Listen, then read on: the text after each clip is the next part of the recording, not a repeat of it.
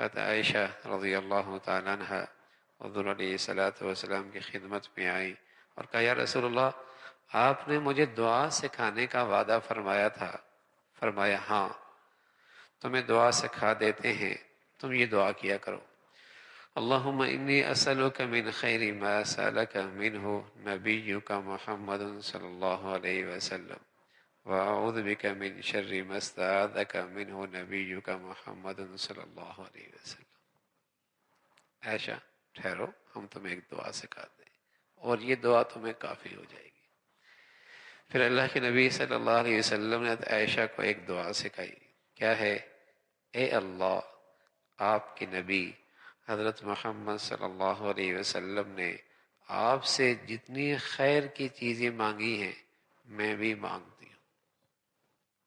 اے اللہ، آپ سے آپ کے نبی محمد رسول اللہ نے جتنی خیر کی چیزیں مانگی ہیں میں بھی مانگتا ہوں، اور آپ کے نبی حضرت محمد صلی اللہ علیہ وسلم نے آپ سے جتنی چیزوں سے پناہ مانگی ہے میں بھی ان سے پناہ مانگتی ہوں. کیسی پیاری دعا ہے. اللہم انی اسألک من خیر ما سألک منہ نبیک محمد صلی اللہ علیہ وسلم ونعوذ بک من شر ما استعاذک منہ نبیک محمد صلی اللہ علیہ وسلم. اللہ کے حبیب سے بڑھ کر بھلائی کون مانگ سکتا ہے، اور اللہ کے نبی سے بہتر چیزوں سے پناہ کون مانگ سکتا ہے. تو ایسی پیاری دعا اللہ کے نبی صلی اللہ علیہ وسلم نے حضرت عائشہ رضی اللہ تعالیٰ کو سکھائی. بس دعا مکمل ہو گئی. گویا رسول اللہ صلی اللہ علیہ وسلم نے اپنی پوری زندگی میں جتنی دعائیں کی ہیں، آپ علیہ الصلوۃ والسلام نے اپنی زندگی میں جتنی دعائیں کی ہیں اور وہ پرچہ بنا کر دے دیا کہ میں نے جتنی دعائیں مانگی ہیں تم ان کلمات سے وہ ساری چیزیں مانگ سکتی کہ یہ مانگ لیا کرو. اللہ رب العزت بھائی ہمیں بھی اس پہ عمل کی توفیق نصیب فرما دے. ایسا بھی نہیں کہ وہ پرچہ چھپا کے رکھا ہو. میرا نبی بھی تو اپنی امت پر کتنا مہربان ہے، اس پرچے کو اپنی امت کے حوالے کر دیا. آج وہ جاہلیت کا دور آ گیا ہے کہ اسلام کے کتنے سارے احکامات ایسے ہیں جنہیں مسلمان بھی کہتا ہے یہ خلاف مصلحت ہے، جنہیں مسلمان بھی کہتا ہے یہ خلاف مصلحت ہیں. ہاں میرے عزیزو، اسلام کے کسی حکم کے بارے میں یہ کہہ دیا کہ یہ حکم اسلام کا مصلحت کے خلاف ہے تو وہ بھی ایسا ہی ہوگا جیسے شیطان ہو گیا. اس نے بھی وہی حرکت کی جو ابلیس نے کی، یہ بھی ایسا ہی مردود ہو جائے گا جیسے ابلیس مردود ہوا. یہ وہ دور ہے جس کے بارے میں رسول اللہ صلی اللہ علیہ وسلم نے فرمایا یصبح الرجل مؤمنا ویمسی کافرا، صبح ایمان والا شام کافر، شام ایمان والا صبح کافر. کہ اسلام کے احکامات کے بارے میں، نبی کی زندگی کے بارے میں یوں کہہ بیٹھے گا یہ خلاف مصلحت ہے، یہ میری عقل میں نہیں آتی، یہ خلاف عقل ہے، یہ خلاف عقل ہے. رسول اللہ صلی اللہ علیہ وسلم جس دور میں آئے اور ایمان کی، اسلام کی روشنی انسانیت کو دی، اپنی تعلیمات کی روشنی سے، قرآن کے نور سے جس سے انسانیت کو ہدایت ملی، جاہلیت کا وہ تاریک دور کیا تھا؟ اس جاہلیت کے تاریک دور میں چند نمایاں چیزیں تھیں. نمایاں چیزیں ان میں ایک شرک تھا. ایک شرک تھا. اس میں نمایاں چیز کیا تھی جسے قرآن نے کہا ہے اندھیرے کا دور، جاہلیت کا دور، شرک تھا. اور اس دور کے اندر کتے سے بڑا پیار تھا، کتے سے بڑا پیار تھا. رسول اللہ صلی اللہ علیہ وسلم جب مدینہ منورہ تشریف لائے، آپ نے فرمایا کوئی کتا بھی نظر آئے اسے فوراً مار دو. اتنی نفرت بٹھائی. پھر ایک وقت ارشاد فرمایا جو کالا اور سیاہ رنگ کا ہے اسے مار دو. پھر ایک وقت آیا جب نفرت بیٹھ گئی، اب آپ نے فرمایا اب کتوں کو نہ مارو، ہاں جس برتن میں یہ منہ ڈال دے اسے 7 مرتبہ دھو لینا. 7 مرتبہ دھو لینا. یعنی اتنی نفرت بٹھا دی اس کتے کی. جاہلیت کے دور میں اس سے محبت تھی، اللہ کے نبی کا دین آیا، اس سے نفرت شروع ہو گئی. حضور علیہ الصلوۃ والسلام ایک انصاری کے گھر جایا کرتے تھے. قریب میں ایک اور انصاری کا گھر تھا. اس نے یا رسول اللہ آپ میرے گھر میں نہیں آتے. فرمایا جس گھر میں کتا ہوتا ہے اللہ کا نبی اس گھر میں نہیں آیا کرتا. شرک تھا، کتے سے پیار تھا، تصویر مجسمے اس سے اپنے گھروں کو سجایا جاتا تھا.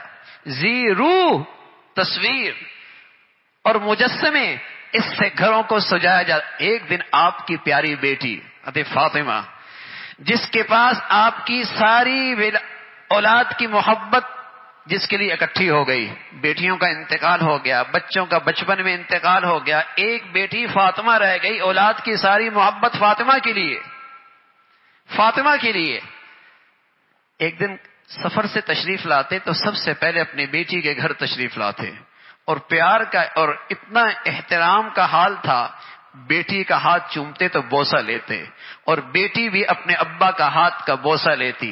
حضور علیہ الصلوۃ والسلام کے گھر میں بیٹی فاطمہ آتی تو حضور کھڑے ہو جاتے، اپنی بیٹی کا اس انداز سے استقبال کرتے. سفر سے کہیں واپس آتے تو سیدھا بیٹی کے گھر آتے. ایک دن تشریف لائے، باہر کپڑا لٹکا ہوا، اس میں ایک تصویر بنی ہوئی. حضور علیہ الصلوۃ والسلام نے دیکھا، آگے نکل گئے. پیچھے فاطمہ آئی کہ یا رسول ابا جان آپ گھر میں نہیں آئے. فرمایا فاطمہ جس گھر میں تصویر ہوتی ہے اللہ کا نبی اس گھر میں نہیں آتا.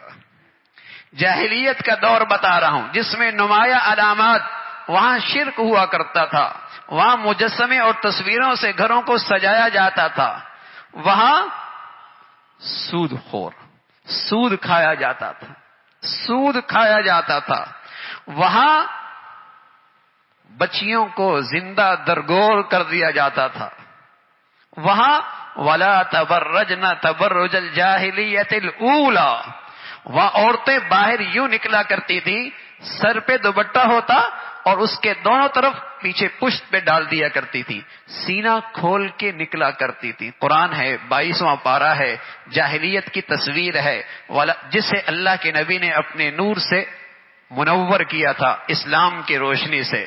وہ تاریخ خیال تھے، اسلام نے مسلمانوں کو روشن خیال بنا دیا.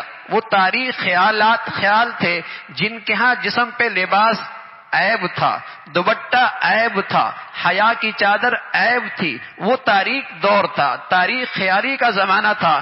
اللہ کے نبی تعلیمات لے کے آئے، مسلمانوں کو روشن خیال بنایا. تیری بیٹی حیا کی چادر اوڑھے، تیری بہنا حیا کی چادر اٹھے، تیری بیوی حیا کی چادر اوڑھے. رسول اللہ صلی اللہ علیہ وسلم نے حیا کی چادر دی. یہ روشن دور آیا رسول اللہ صلی اللہ علیہ وسلم کے زمانے سے.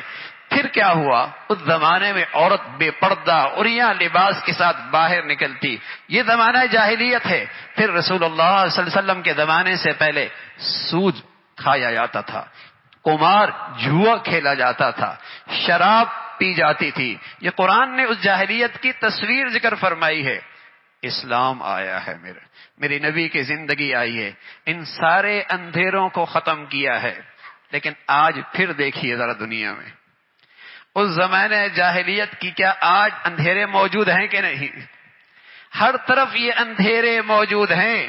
اور رسول اللہ صلی اللہ علیہ وسلم نے فرمایا یہ اندھیرے اس لحاظ سے خطرناک ہیں کہ یہ فتنے اس انداز سے خطرناک ہیں کہ ان کے الفاظ بدل جائیں گے، ان کے اصطلاحات بدل جائیں گے، انہیں خوبصورت انداز میں پیش کیا جائے گا اور نتیجہ یہ نکلے گا کہ مسلمان صبح کافر ہوگا، شام مسلمان ہوگا، شام مسلمان ہوگا، صبح کافر ہو جائے گا. ایمان یوں چلا جائے گا.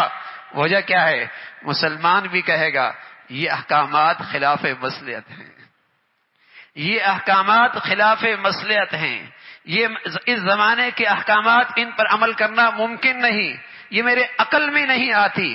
یہ وہ دور ہے میرے عزیزو جس کے رسول اللہ صلی اللہ علیہ وسلم نے نشاندہی کی اور انسانیت کی کشتی پار لگی، انسانیت نے فلاح پائی، کامیابی ملی قرآن کے نور سے، رسول اللہ صلی اللہ علیہ وسلم کی تعلیمات سے.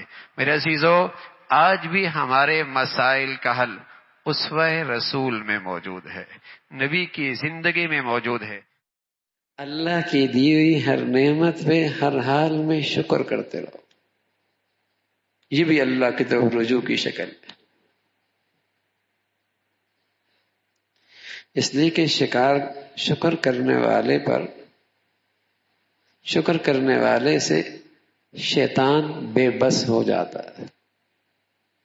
یہ شکر کی زندگی ایسی بڑی دولت ہے، ایسا محفوظ قلعہ ہے کہ یہ شخص شیطان کے حملوں سے محفوظ ہو جاتا، شیطان اس پر حملہ نہیں کر سکتا۔ وَقَلِيلٌ مِّنْ عِبَادِيَ الشَّكُورُ، لیکن اللہ کریم کہہ رہے ہیں ایسے بہت تھوڑے لوگ جو شکر کرنے والے، ایسے لوگ ہیں بہت تھوڑے۔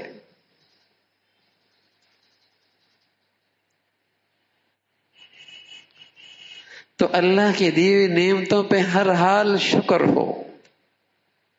الحمدللہ الحمدللہ اللہم لک الحمد، اللہم لک الحمد کلہ ولک الشکر کلہ۔ گھر پہنچا خوشحالی ملی، بیٹے دیکھے صحت مند نظر آئے، دسترخوان پہ بیٹھا کھانا مل گیا، گھر میں دیکھا بیٹی بہنوں کو عزت سے پایا، سفر پہ پہنچا سہولت سے پہنچا، سواری پہ، الحمدللہ۔ ہر لمحے اللہ کی نعمتیں ہیں، ہر حال میں شکر ہو، یہ بھی اللہ کی طرف رجوع ہے، اس پر بھی ہدایت کا نور ملے گا۔ واللہ یہدی الیہ من ینیب،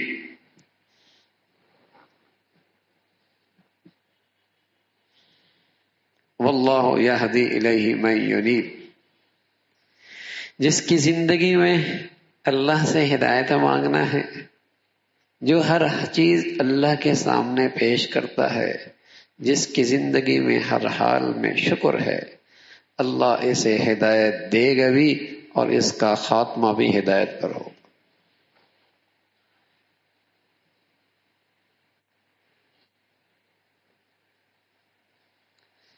اس لیے کہ اس سے شیطان ہار جاتا ہے، شکر کرنے والے سے شیطان ہار جاتا ہے، مایوس ہو جاتا ہے۔ ہر حال میں اللہ کا شکر ہو۔ کیا کچھ نہیں دے رکھا ہے اس کریم مولا نے، کیا کچھ نہیں دے رکھا ہے۔ سماعت دیکھیے، گویائی دیکھیے، بینائی دیکھیے، ظاہر دیکھیے، اندر کا نظام دیکھیے، سبحان اللہ۔ وَإِن تَعُدُّوا نِعْمَتَ اللَّهِ لَا تُحْصُوهَا، گننے پہ آؤ تو گن بھی نہ سکو۔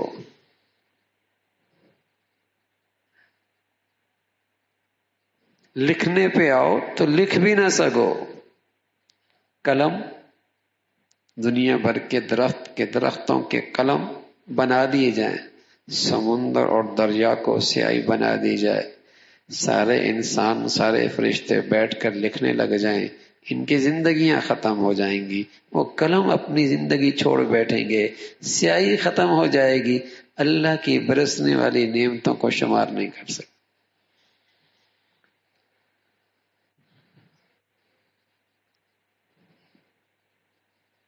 ہر حال میں اللہ کا شکر ہو۔ ہمارے بزرگوں نے یہ ایسے آسان نسخے بتائے، کون چلے کاٹے گا، کون مجاہدے کرے گا، کون جنگلوں میں بیٹھے گا، کون پہاڑوں میں بیٹھے گا۔ ہاں، بڑے لوگ بڑے مجاہدے کیا کرتے تھے۔ اللہ جزائے خیر دے ہمارے بزرگوں کو، ایسے آسان چٹکلے بتا دی ہیں میرے عزیزوں کہ اسی چلتی پھرتی چمکتی زندگی میں، انہی بازاروں گلیوں میں، انہی بچوں کے ساتھ اٹھتے بیٹھنے میں ہدایت کا نور مل سکتا ہے۔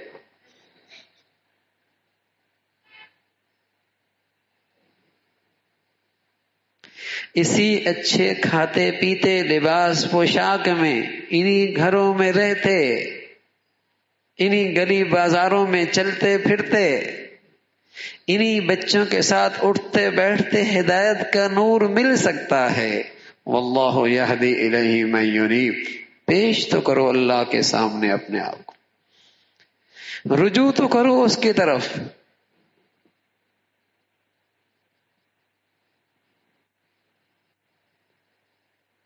طلب سچی ہو مانگو اللہ سے. ہر حاجت اللہ کے سامنے ہر حال میں پیش کرو. اللہ کی دی نعمتوں پہ شکر کی عادت بناؤ. ہر حال میں شکر کرتے رہو. ہدایت کا نور محفوظ رہے گا، شیطان اسے نہیں لے سکتا. ایک شخص آئے گا، یا رسول اللہ اخبرنی بعمل یدخلنی الجنہ ویباعدنی من النار. اللہ کے رسول مجھے کوئی ایسا عمل بتا دے کہ میں جنت میں داخل ہو جاؤں اور جہنم سے دور ہو جاؤں. طویل سوال کیا یہ، تو اس کے سوالات پہ حضور جواب دیتے چلے گئے. حضور علیہ الصلوۃ والسلام نے فرمایا کہ تم بہت بڑی بات پوچھی ہے تم نے، لیکن یہ بڑی اور بھاری ہونے کے باوجود اس بندے کے لیے آسان ہے جس کے لیے اللہ آسان کر دے اور جسے اللہ توفیق دے دے. لو سنو، پھر سب سے مقدم بات تو یہ کہ دین کے ان بنیادی مطالبوں کو فکر اور اہتمام سے ادا کرو. اللہ کی عبادت کرو، اس کے ساتھ کسی کو شریک نہ کرو، اچھے طریقے اور دل کی توجہ کے ساتھ نماز ادا کرو، زکوٰۃ دیا کرو، رمضان کے روزے رکھا کرو، بیت اللہ کا حج کیا کرو. یہ بات تو فرما دی. پھر فرمایا میں تمہیں کچھ اور خیر کے دروازے بتاؤں. گویا کچھ اب تک آپ نے بتلایا یہ تو اسلام کے ارکان اور فرائض تھے. فرمایا کچھ اور خیر کے ابواب دروازے بتاؤں. کہا یا رسول اللہ ضرور بتلائیں. اس سے مراد آپ کی نفلی عبادت تھی. تو حضور علیہ الصلوۃ والسلام نے فرمایا پھر گناہ، پھر روزہ، یہ ایک ڈھال ہے دوزخ کی آگ سے، اور صدقہ گناہ سے پیدا ہونے والی آگ کو اس طرح بجھا دیتا ہے جس طرح پانی آگ کو بجھا دیتا ہے. اور رات کے درمیانی حصے کی نماز یعنی نماز تہجد کا بھی یہی حال ہے. اس کے بعد آپ علیہ الصلوۃ والسلام نے سورہ سجدہ کی آیت تلاوت فرمائی تتجافى جنوبهم عن المضاجع يدعون ربهم خوفا وطمعا ومما رزقناهم ينفقون. کچھ اللہ کے پیارے جن کے راتوں کی تاریک تنہائیوں میں ان کے پہلو بستروں سے الگ رہتے ہیں اور اپنے رب کو پکارتے ہیں امید اور خوف کے ساتھ، اور جو اللہ نے انہیں دیا اس میں سے خرچ کرتے ہیں. پھر اللہ کہتا ہے فلا تعلم نفس ما اخفي لهم من قرة اعين. اس کے پتہ کوئی نہیں اسے کہ اللہ نے اس کی آنکھوں کی ٹھنڈک کے لیے کیا کچھ تیار کر رکھا ہے. تو یوں آپ نے خیر کے دروازوں میں تہجد کی ترغیب دی. پھر آپ نے فرمایا کیا تمہیں معاملے کا یعنی دین کا سر اور اس کا عمود یعنی ستون اور اس کی بلند چوٹی بتاؤں. پھر کہا آپ نے کہ میں تمہیں سارے دین کی بنیاد، سر، اور جسے کہیں کہ اس کا ستون اور اس کی بلند چوٹی بتاؤں. حضرت معاذ رضی اللہ عنہ کہنے لگے میں نے عرض کیا حضرت ضرور بتائیں. آپ نے فرمایا دین کا سر یا سرا اسلام ہے. اعضاء سب ٹھیک ہیں، معاملات بھی ٹھیک، معاشرت بھی ٹھیک، لیکن کسی آدمی کے ہاتھ بھی ٹھیک، پاؤں بھی ٹھیک، سب ٹھیک، لیکن سر نہ ہو تو. اسی طرح حضور فرما رہا ہے کسی آدمی کا سب ٹھیک، اخلاق ٹھیک، معاملات ٹھیک، سب ٹھیک، لیکن اسلام ہی نہیں ہے. اس لیے آج کہتے ہیں نا وہ ہم سے اچھے ہیں. ارے میاں ایک آدمی کا سر نہ ہو اور ایک آدمی کا ہاتھ پاؤں تو ٹوٹے لیکن سر تو ہو تو کون اچھا ہے اس میں؟ ظاہر سر والا اچھا ہے نا. یہ جملہ درست نہیں ہے کہ وہ ہم سے اچھے ہیں. کوئی ظاہری طور پہ کچھ چیز دیکھنے کا وہ ہم سے اچھے ہیں. کیوں اچھے ہیں بھائی؟ میرا نبی کہہ رہے ہیں ساری اچھائیوں کی بنیاد اور سر وہ اسلام ہے. اگر مسلمان ہے تو سب اعضاء بھی ٹھیک کام آئیں گے، ٹانگیں بھی کام آئیں گی، ہاتھ بھی کام آئیں گے، اخلاق بھی کام آئیں گے، معاشرت بھی کام آئے گی. فرمایا سر کیا ہے دین کا؟ وہ اسلام ہے کہ لا الہ الا اللہ محمد رسول اللہ، صاحب ایمان ہو. اور فرمایا اس کا عمود ستون کیا ہے؟ اس کے بغیر عمارت نہیں کھڑی ہوتی، وہ نماز ہے. اور پھر فرمایا اس کی بلند چوٹی بتاؤں؟ فرمایا اس کی بلند چوٹی جہاد ہے. اس میں کیا شک ہے کہ اسلام کی رفعت اور عظمت کا تعلق جہاد سے. حضرت معاذ کہتے ہیں حضور علیہ الصلوۃ والسلام نے فرمایا کہ میں تمہیں ان سب کا مدار بتاؤں کہ جن کے بغیر یہ سب ہیج اور بے وزن ہے. اللہ جو میں بات بتانا چاہ رہا ہوں جس کے لیے حدیث پڑھی. آپ نے فرمایا نماز، روزہ، زکوٰۃ، نفل، تہجد، صدقات، خیرات، سب کچھ ان سب کی مدار بتاؤں جس کے بغیر یہ سب ہیج ہیں، بے وزن ہیں، بے نور ہیں. تو حضور علیہ الصلوۃ والسلام سے معاذ نے عرض کیا یا رسول اللہ ضرور بتلائیے. آپ نے اپنی زبان پکڑی اور فرمایا اس کو روکو، یعنی اپنی زبان کو قابو میں رکھو، یہ چلنے میں بے باک اور بے احتیاط نہ ہو۔ آج معاذ کہتے ہیں، میں نے عرض کی حضرت ہم جو بات کرتے ہیں کیا ان پر بھی ہماری پکڑ ہوگی؟ آپ نے فرمایا اے معاذ تجھے تیری ماں روئے، عربی زبان کے اندر یہ پیار کا ایک جملہ ہے۔ آدمیوں کو دوزخ میں ان کے منہ کے بل یا فرمایا ان کے ناکوں کے بل زیادہ تر ان کی زبانوں کی بے باکانہ باتیں ہی ڈالیں گی۔ زبان کا غلط استعمال اور اس کی بے احتیاطی اور بے باکانہ اس کا استعمال، یہی آدمی کو جہنم میں اوندا منہ ڈالے گی۔ تو یہاں حضور علیہ الصلوۃ والسلام نے ساری نیکیوں کی ایک فہرست بتلائی، ساری نیکیوں کی جو زندگی کے جسے کہیں کہ تمام شعبوں سے، عبادت کے تمام شعبوں سے تعلق رکھتی ہے، لیکن ساتھ فرمایا کہ اس کے بغیر، زبان کے قابو کے کیے بغیر یہ سب بے وزن ہیں، بے نور ہیں۔ کہ عظمت، محبت، احترام، خدمت اسلامی زندگی کا ایک بہت بڑا حسن ہے، اسلامی معاشرے کی ایک نمایاں خوبی ہے کہ وہاں بیٹے کا باپ کے ساتھ تعلق کسٹمر کا نہیں ہوتا، رشتے کی محبت اور احترام کا ہوتا ہے، کہ ایسا نہیں ہوتا کہ باپ بوڑھا ہو گیا تو بیکار ہو گیا، جیسے فیکٹری کے لحاظ سے بیکار ہے ایسے گھر کے لحاظ سے بھی بے بیکار ہے، ایسے اولاد کے نظروں میں بھی بے بیکار ہے۔ اسلام کی تعلیمات کا خوبصورت امتیاز ہے کہ جتنا بوڑھا ہے بیٹوں کی اور اولاد کی نظروں میں اتنا ہی قیمتی اثاثہ ہے۔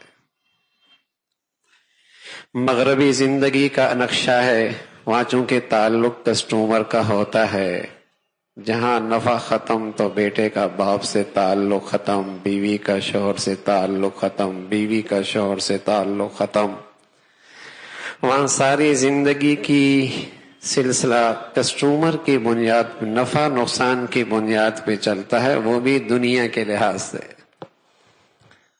لیکن اسلام کا یہ طرہ امتیاز ہے کہ بوڑھا جتنا بڑھاپے میں جائے، ایک نیک صالح اولاد جس کی تربیت اسلام کی خوبصورت تعلیمات کے سانچے میں ڈھلی ہوئی ہو، وہ اپنے ماں باپ کی عظمت کو، اپنی سعادت، اپنی نجات، دنیا کی برکت کا سب سے بڑا ذریعہ سمجھتا۔ جس گھر کی دہلیز میں اسلام کی تعلیمات کوئی نہیں، وہاں بوڑھا باپ بوجھ ہے، اور جس گھر میں تعلیم اسلام کی تعلیم روشن ہے، اس میں بہار ہے، وہاں بوڑھا باپ اہل گھرانے کے لیے باعث برکت ہے، باعث برکت ہے، باعث رحمت ہے، اس کی خدمت سعادت ہے، اس کی قدموں میں نجات ہے، اللہ کی رحمت کو کھینچنے کا بہت بڑا ذریعہ ہے۔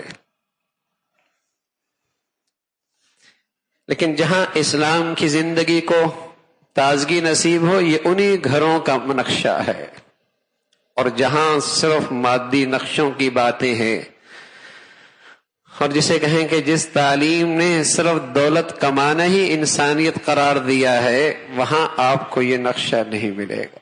وہاں بوڑھا باپ ہسپتالوں میں مہینوں پڑا ہے، بیٹے کے پاس اس سے ملاقات کا وقت کوئی نہیں۔ یہ تو میں مشرق کی حالت بتا رہا ہوں، جہاں مغرب کے اثرات آ گئے ہیں۔ خود مغرب کا حال یہ ہے کہ بیٹے کے پاس باپ کی تدفین کے لیے بھی وقت کوئی نہیں ہے، باپ کی تدفین کے لیے بھی وقت کوئی نہیں ہے۔ دوڑ ہے، پڑھائی یہی ہے کہ انسانیت کا معراج اسٹیٹس ہے، انسانیت کی معراج دولت اکٹھی کرنا ہے۔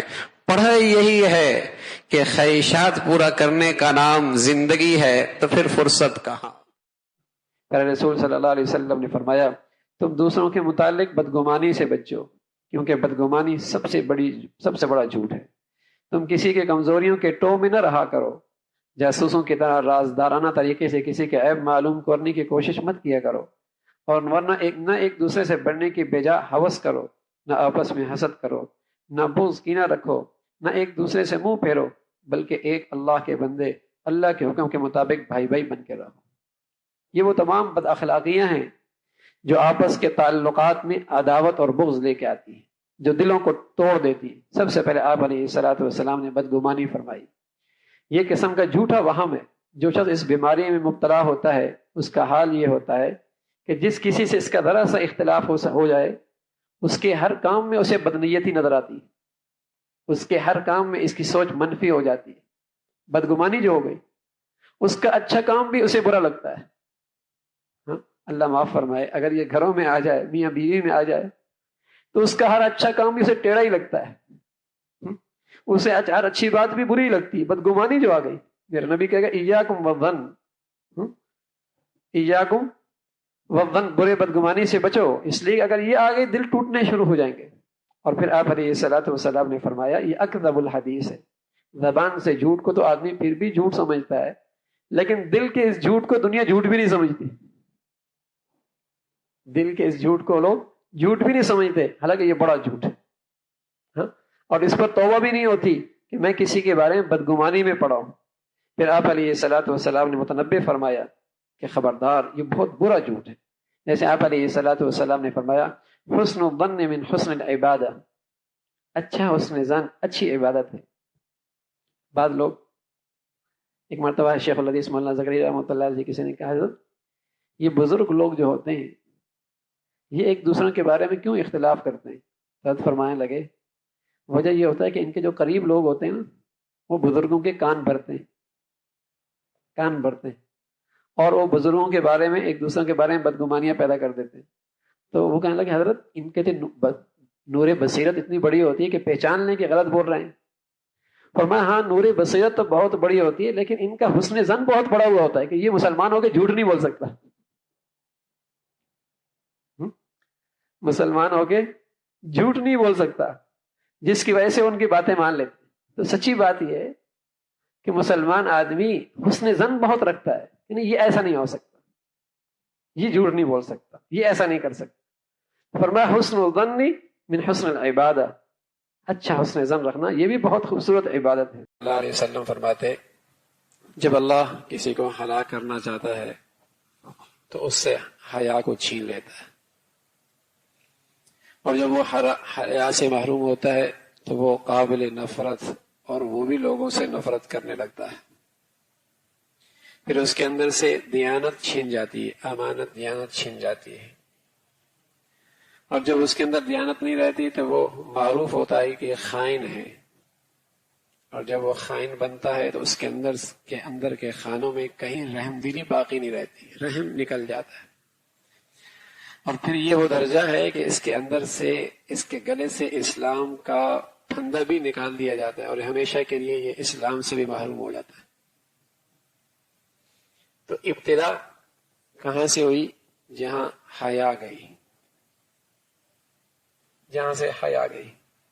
حیا کے جانے کے بعد یہ آدمی قابل نفرت بن جاتا ہے، لوگوں سے بھی نفرت کرتا ہے۔ سچ کہہ رہا ہوں، اگر ایک مرد کے دل کے اندر حیا نہ رہے نا تو وہ کبھی اپنی بیوی سے محبت نہیں کرے گا، اس کی اپنی بیوی قابل نفرت بن جائے گی، اور عورت بے حیا بن جائے تو اس کا اپنا شوہر اس کی نظروں میں قابل نفرت بن جائے گا۔ بلکہ آج بڑی جوانیاں جن کے شباب داغدار ہو جائیں اور آنکھیں بے حیا ہو جائیں اور ان کی حیا رخصت ہو جائے تو ان کے دلوں کے اندر ماں باپ کی حیا کا کوئی خانہ نہیں رہتا، ماں باپ کی عزت حرمت کا کوئی خانہ ان کے دل و دماغ میں نہیں رہتا۔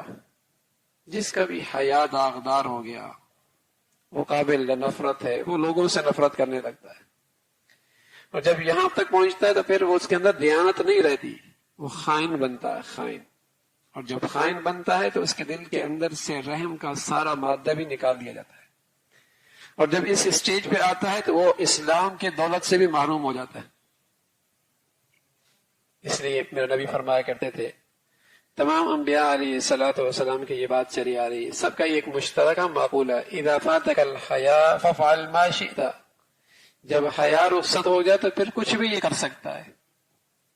یہ جو آپ کو معاشرے کے اندر بس اوقات درندگی نظر آتی ہے نا، کہ عورت نے اپنے شوہر کو ذبح کر دیا اور شوہر نے اپنی بیوی کو قتل کر دیا، یا جوان بچے اور بچیاں ماں باپ کے ہاتھوں سے قتل ہو گئی، یہ رحم کیوں نکل گیا؟ اس کے پیچھے وہ بے حیائی کی جراثیم ہے۔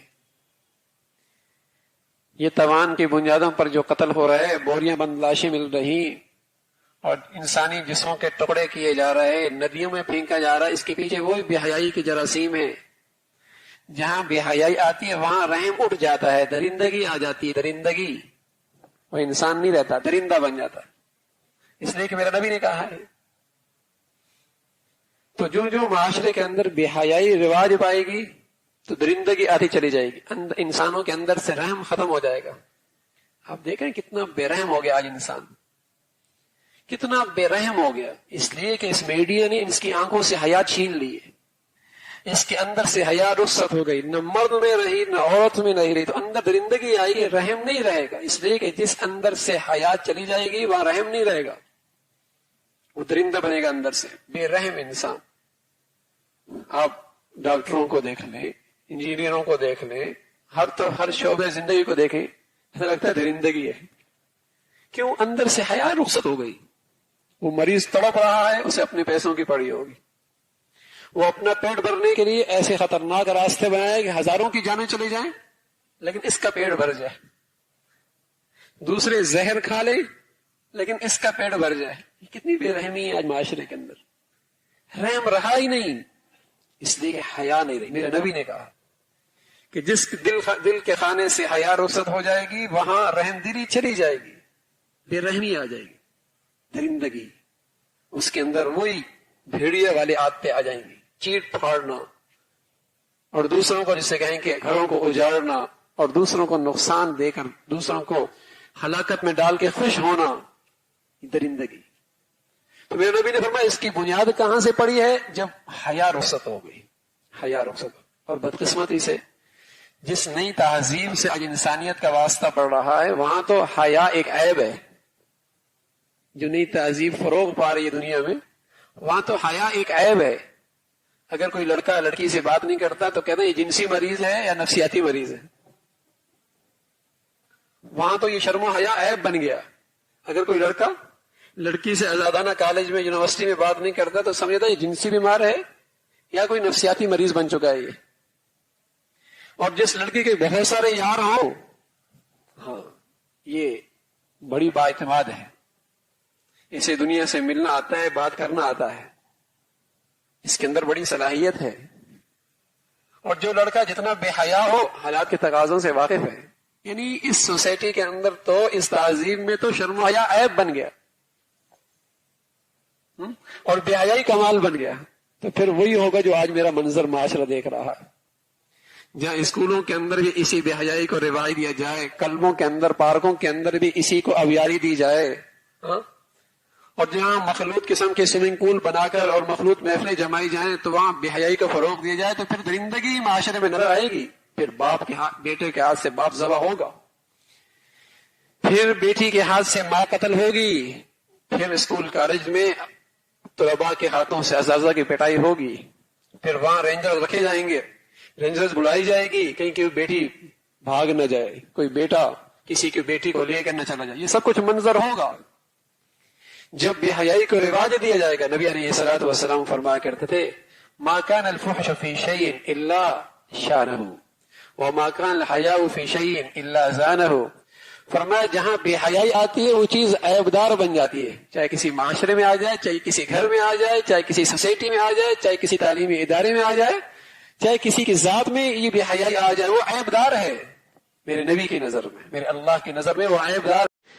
ہر چیز ایک خاص کام کے لیے موضوع ہوتی ہے، ہر چیز کا ایک خاص مقصد ہوتا ہے جس کے لیے اس کو بنایا جاتا ہے، اس کو وضع کیا جاتا ہے ایک خاص کام کے لیے. اس کا اس کام میں آنا تو برکت ہے، اگر اس کام میں نہ آئے تو بے برکتی. مال کس کے لیے حاصل کیا جاتا ہے؟ راحت و آرام ملے. اگر اس سے یہ چیز حاصل ہے تو برکت ہے، اگر اس سے راحت و آرام نہیں مل رہا تو کیا مطلب؟ برکت.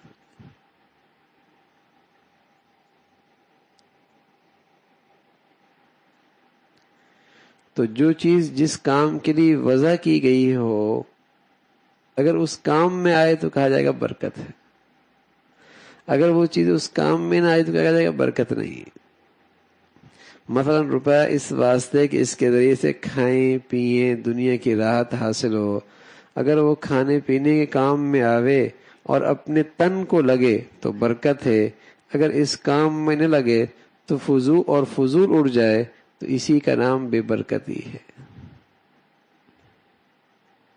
شادی میں خرچ بھی کر رہا ہے، ہاں، اور راحت بھی جا رہی ہے، سکون بھی جا رہا ہے، خرچ بھی خوب کر رہا ہے، تو اس لیے کر رہا ہے کہ اس میں برکت نہیں ہے۔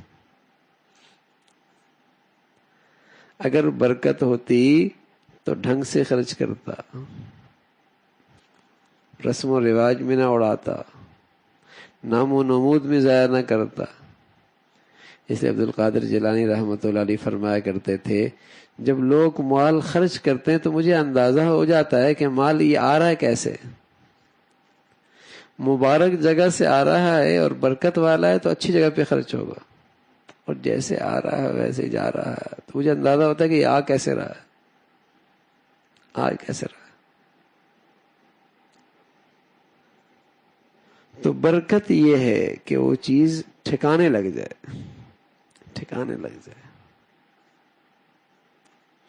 یعنی اولاد کے اندر سب سے بڑی برکت کیا ہے؟ حدیث میں آتا ہے، رسول اللہ صلی اللہ علیہ وسلم نے فرمایا کہ آدمی کے چلے جانے کے بعد ایک نفع کی چیز اس کی پھر بھی باقی رہتی، جس کا نفع اسے ملتا رہتا، اور فرمایا وہ نیک اولاد ہے، وہ نیک اولاد ہے۔ تو اگر اولاد اس کام آ جائے تو کیا کہا جائے گا؟ اس اولاد میں بڑی برکت ہے، کہ مر بھی گیا تب بھی نفع مل رہا ہے۔ ایک تو زندگی میں نا آنکھوں کی ٹھنڈک، خدمت دیکھ کر دل خوش ہو جائے، طبیعت خوش ہو جائے، گھر میں ہو تو ٹھنڈک آ جائے، ملاقات ہو تو دل خوش ہو جائے، بیٹھے تو مزہ آ جائے، بات کرے تو کلیجہ ٹھنڈا ہو جائے۔ اور ایک کیا ہے اس سے زیادہ کہ چلا بھی گیا تب بھی اس کا نفع مل رہا ہے، تو کہا جائے گا اولاد ٹھکانے لگ گئی، یہ اولاد بڑی برکت والی ہے۔ مسلمان عام انسانوں کی طرح ایک ضابطے کے تحت دنیا میں آتا ہے اور اسی ضابطے کے تحت عام انسانوں کی طرح دنیا سے جاتا ہے۔ اس کے جسم کے اعضاء، جوارح وہ کمزوریاں رکھتے ہیں جو ایک عام انسان کمزوریاں رکھتا ہے۔ یہ بیمار بھی ہوتا ہے، صحت مند بھی ہوتا ہے، دوائیوں سے غذاؤں سے متاثر بھی ہوتا ہے، اثر بھی لیتا ہے، توانائی بھی پاتا ہے، ریئیکشن بھی ہو جاتا ہے، زندگی بھی ملتی ہے، اس پر موت بھی طاری ہوتی ہے۔ یہ مسلمان ان ضابطوں میں ایک عام انسان کی طرح ہے، لیکن ایک چیز اور ہے، اگر وہ اس مسلمان میں آ جائے تو دیکھنے میں تو یہ انسان ہے، لیکن اس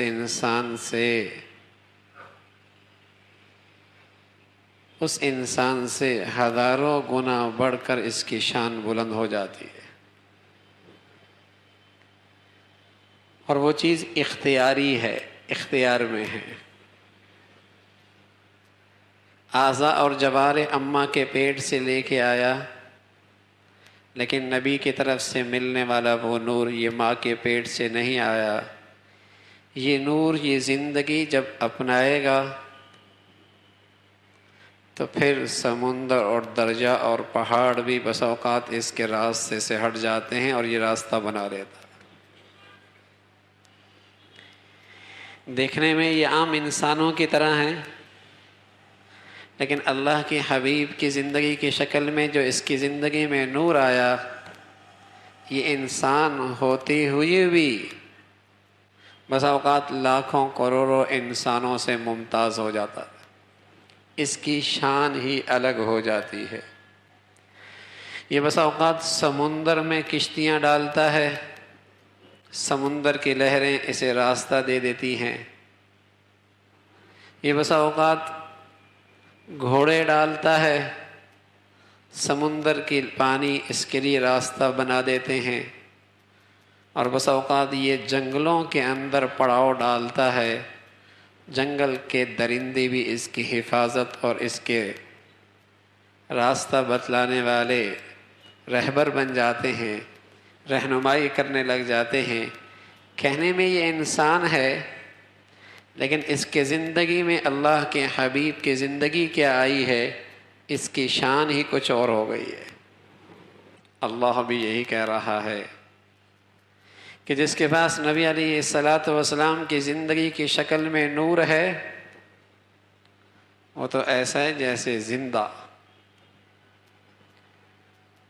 وہ ایسا نور رکھتا ہے، یمشی بھی فی الناس، اس کے پاس تو نور ہے اور اس نور کو لے کے پھر معاشرے میں چلتا ہے. اس روشنی کے بدولت اسے منزل بھی نظر آتی ہے، خطرات سے بھی بچتا ہے، ٹھوکر سے بھی بچتا ہے، فتنوں سے بھی بچتا ہے، صحیح غلط کی پہچان بھی آتی ہے، بدعت اور سنت کا فرق بھی آتا ہے، بے دین اور دیندار کا امتیاز بھی اس کی آنکھوں کے سامنے کھلتا ہے. اس لیے کہ اس کے پاس وہ نبی کی زندگی کی شکل میں وہ نور ہے.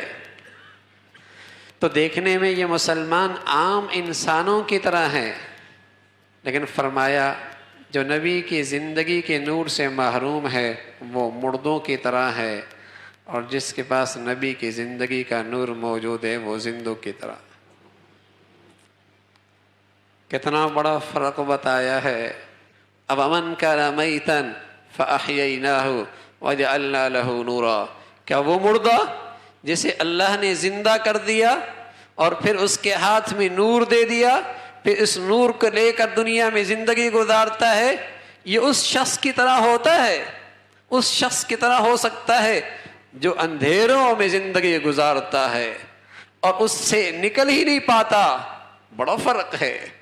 دیکھنے میں دونوں انسان ہیں، لیکن ایک کی زندگی میں تقوی کا نور ہے، نبی کی زندگی کا نور ہے، اور ایک اس سے محروم ہے.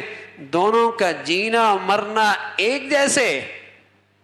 ام حسب الذین اجترحوا السیئات ان نجعلهم كالذین آمنوا وعملوا الصالحات سواء محیاهم ومماتهم ساء ما يحکمون. ایک فجر پڑھے اور ایک نہ پڑھے، اس کے ایک کی بیٹی باحیا اور ایک عریاں لباس پہنی، ایک کے ہاں لقمہ حرام اور ایک کے ہاں حلال کی فکر، ایک کی آنکھوں میں پاک دامنی اور ایک کی آنکھیں آزاد، ایک کی زبان پہ سچائی اور دوسرے کی زبان پہ جھوٹ اور خیانت. فرمایا کیا تم سمجھتے ہو دونوں کا جینا مرنا ایک جیسے ہوگا؟ فرمایا ساء ما یحکمون، بڑا غلط فیصلہ کرتے ہو. کوئی اندھیر نگری لگی ہے کیا؟ ایک سود سے تجوریاں بھر رہا ہے اور ایک لقمہ چن چن کے حلال کھا رہا ہے. ایک کی زندگی جھوٹ کی عادی ہے اور ایک سچائی کا دامن پکڑ کے زندگی گزار رہا ہے. ایک میں حیا اور غیرت کا جوہر موجود ہے اور ایک کیا عریانی اور فحاشی کے تماشے گھر سے نکل رہے ہیں. اب نجعل المسلمین کالمجرمین ما لکم کیف تحکمون. فرما بردار اور نافرمان دونوں اللہ کے دربار میں ایک انداز سے آئیں گے اور دونوں اللہ کے نظام میں ایک جیسے زندگی گزاریں گے. فرمایا اگر تم یہ سمجھتے ہو ایک جیسا، غلط فیصلہ کرتے ہو. یہ تمہاری آنکھوں کا دھوکہ ہے. سود خور بھی مرتا ہے، حلال کھانے والا بھی مرتا ہے، بے نمازی بھی مرتا ہے، نمازوں کا اہتمام کرنے والا بھی مرتا ہے. دونوں کا جنازہ ہو جاتا ہے، دونوں کے پیچھے صفیں ہو جاتی ہیں، دونوں کی دنیا قرآن خوانیاں کرتی ہے. تم سمجھتے ہو دونوں کا معاملہ ایک جیسے ہو گیا. اللہ کہتا ہے دونوں کا معاملہ ایک جیسے نہیں ہے. ہم نجعل المسلمین کالمجرمین ما لکم کیف تحکمون. فرما بردار نافرمان ایک جیسے نہیں ہو سکتے. تو میرے عزیزو، ایک کے پاس نیکی کا نور ہے، تقوی کا نور ہے، ایک اس سے خالی ہے. دونوں کے لیے اللہ کا نظام مختلف ہے. اللہ ہم سب کو نیکی اور تقوی کی دولت نصیب فرما دے. آج پوری امت کو جو مسئلہ ہے، جو اس وقت سب سے بڑی ضرورت ہے، وہ اپنے اللہ کی توجہ لینی ہے، رحمت کی. تقبلوا امواج البلاء بالدعاء والتضرع، یہ توجہ لینے کا انداز ہے. راتوں کے آخری حصے میں اٹھ کر، تنہائیوں میں اٹھ کر ارادی طریقوں پہ جو بھی سبیل بن سکے اپنے اللہ کی توجہ لینے کی. میں عرض کروں اگر فرد لے گا تکلیف دہ حالات ہوں گے، اسے تکلیف ضرور ہوگی، لیکن دل خوف سے خالی ہو جائے گا. دل خوف سے خالی ہو جائے گا، دل پریشانی سے خالی ہو جائے گا، دل اندر سے نہیں بیٹھے گا، مایوسی سے محفوظ ہو جائے گا، ڈپریشن سے حفاظت ہو جائے گی. لیکن اگر اللہ کو بھی یاد نہیں کیا اور اسی طرح اپنے اللہ کو فراموش کرتے رہے تو تکلیف بھی آئے گی، پریشانی بھی رہے گی، تکلیف دہ حالات بھی رہیں گے اور مایوسی بھی آئے گی. تکلیف بھی اٹھائیں گے، خوف زدہ بھی رہیں گے. تو یہ حالات پھر رحمت نہیں ہوتے، زحمت ہوا کرتے. پھر یہ آزمائش رحمت نہیں ہوتی، زحمت ہوتی ہے.